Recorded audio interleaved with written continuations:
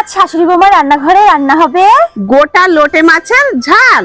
প্রথমেই আমি লোটে মাছগুলোকে কেটে ভালো করে ধুয়ে একটা পাত্রের মধ্যে তুলে নেব। তারপরে সমস্ত উপকরণগুলো রেডি করে নিয়েছি।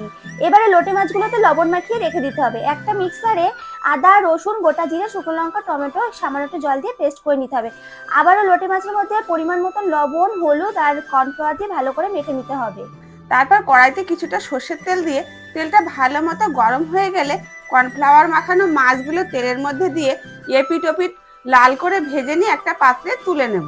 তারপরে ফোড়নে দিয়ে দিতে হবে তেজপাতা, শুকনো লঙ্কা আর কিছুটা গোটা জিরে।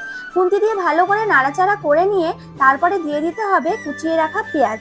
পেস্ট করে রাখা সমস্ত মশলাটা দিয়ে ভালো করে নাড়াচাড়া করে ওর মতো লবণ, হলুদ, লঙ্কার গুঁড়ো দিয়ে ঢাকা দিয়ে দেব। কিছুক্ষণ পর ঢাকনাটা খুলে মশলা থেকে তেল ছেড়ে দিলেই আবার একটু ভালো মতো নাড়াচাড়া করে সামান্য একটু জল দিয়ে দিতে হবে। ঝোলটা ফুটে গেলে ভেজে রাখা সমস্ত মাছগুলো দিয়ে ভালো করে নাড়াচাড়া করে উপর থেকে ধনেপাতা কুচি ছড়িয়ে দিয়ে একটু নাড়াচাড়া করে নিলে রেডি আমাদের গোটা লোটে মাছের ঝাল।